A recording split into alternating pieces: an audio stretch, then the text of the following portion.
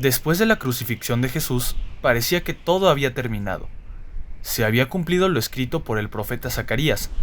El buen pastor había sido herido y torturado hasta la muerte. Esto fue necesario debido al gran propósito que conllevaba. Pero aún quedaba otra profecía por cumplirse, algo que demostraría de una vez por todas la importancia y la autoridad de Jesús. La resurrección es el hecho más importante de la vida de Jesús y es el centro de la fe cristiana. Sin la resurrección, el cristianismo simplemente deja de tener sentido. Así nos lo dice Pablo en 1 Corintios 15, 12 al 14. Un poco más adelante en ese mismo capítulo nos dice que si nuestra fe estuviera puesta en un Jesús no resucitado, seríamos los más dignos de lástima de entre todos los hombres, ya que estaríamos poniendo nuestra fe en un muerto. Así que esta cuestión es fundamental de entender. ¿Crees que la resurrección fue un hecho verdadero? ¿O solamente es un mito antiguo que no tiene ningún sentido? Vamos a descubrirlo.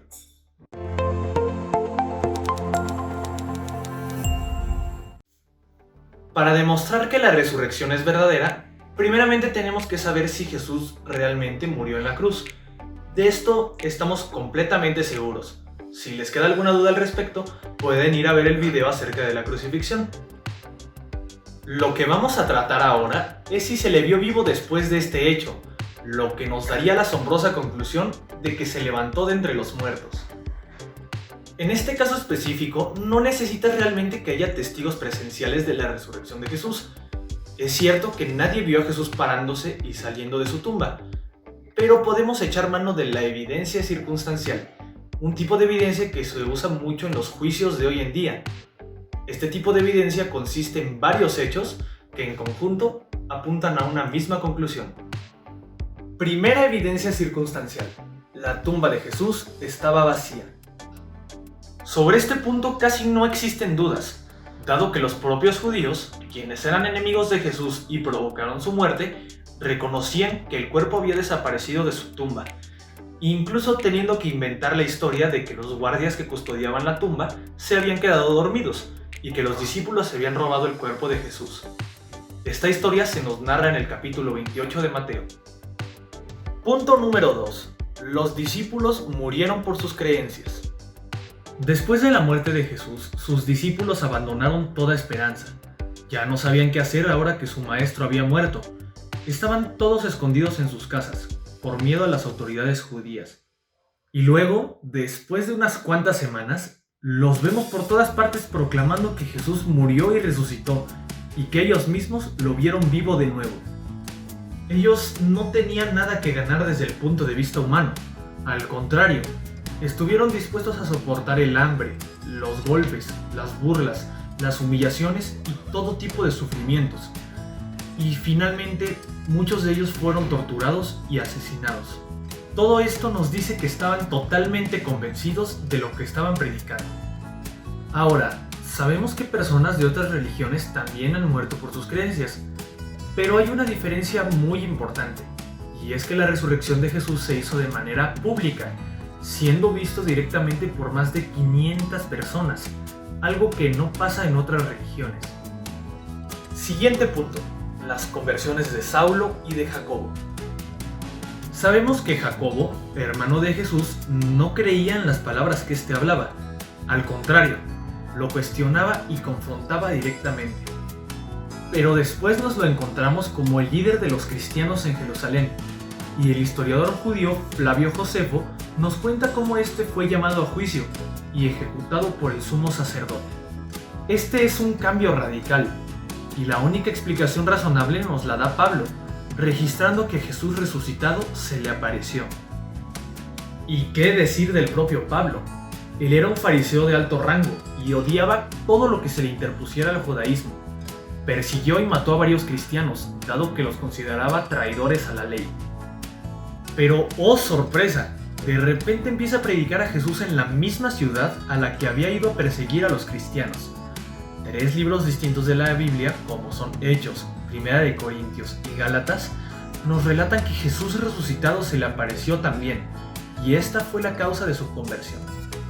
No existe ninguna otra explicación razonable para el cambio que se deja ver en la vida de estos dos personajes. Cuarta y última evidencia, el gran cambio social y cultural. La cultura judía consideraba demasiado importantes sus estructuras sociales y rituales. Podemos mencionar, por ejemplo, el cumplimiento de los sacrificios de animales, la salvación por guardar la ley de Moisés, el día de reposo guardado estrictamente el sábado, entre muchas otras. Los judíos les transmitían estas prácticas a todos sus hijos y nietos, ya que sabían que si las abandonaban, perderían su identidad nacional, como ya les había sucedido a muchas culturas vecinas. Y más importante aún, a los judíos se les había enseñado que dejar estas instituciones era arriesgarse a condenar su alma al infierno. Ahora imagínate que, de pronto, grupos de cientos o miles de judíos se levantan totalmente dispuestos a dejar las prácticas que les habían enseñado desde niños, para seguir las enseñanzas de un carpintero de Galilea llamado Jesús. El relato bíblico nos lo explica de manera muy sencilla. Jesús se les había aparecido. Este gran cambio no fue solo por considerar mejores las ideas del cristianismo, fue porque tuvieron una experiencia personal con Cristo, y respondiendo a esto, tuvieron que cambiar totalmente su manera de pensar. ¿Sabes una cosa? Esta es precisamente la manera en que deberíamos pensar acerca de este tema. Al haber resucitado Jesús, nos ha dado testimonio de su poder y de su divinidad, es decir, de que Él es Dios. Y al ser esto así, debes de saber que todavía está vivo, y gracias a esto puede influir directamente en tu vida. A lo largo de este ciclo de enseñanzas, hemos aprendido bastante acerca de Jesús.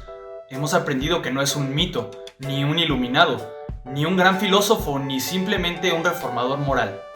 Realmente Él con su vida demostró ser quien dijo ser, el Hijo de Dios, Dios mismo hecho carne. El propósito de su venida fue establecer una relación personal con cada hombre. Él vino a expiar nuestros pecados en la cruz, pero también nos da la esperanza de la vida eterna, gracias a que Él venció la muerte y resucitó con gran poder. Frente a la evidencia hay que tomar una decisión. Tú ahora tienes dos opciones. La primera es simplemente ignorarla. Dios respetará tu decisión, pero tendrás que atenerte a las consecuencias de rechazar lo que Jesús hoy te ofrece. La otra es aceptar el reto. Tienes que dar ese paso de fe hacia Jesús, tal y como te lo dice en su palabra, creyendo en Él y apartándote de tus malos caminos. Atrévete a hablar con ese Dios poderoso. Te aseguro que, estés donde estés, Él te está escuchando. No tienes por qué tener temor alguno, pues tenemos en Dios el fundamento más sólido sobre el cual construir nuestras vidas, independientemente de lo que crean las demás personas. Para terminar con esta serie de videos, quiero dejarte con una promesa que Jesús hace a sus seguidores en el momento en que asciende a los cielos. El texto dice: «He aquí, yo estoy con vosotros todos los días hasta el fin del mundo». Dios ha cumplido esta promesa en la vida de cada cristiano que ha vivido en esta tierra. Y si decides seguirlo, también te acompañará y te cuidará todos los días de tu vida. ¿Estarás dispuesto a seguir a Jesús? Piensa muy bien tu respuesta. Yo aquí me despido y deseo que estos videos te hayan sido de grande bendición. Que Dios te bendiga.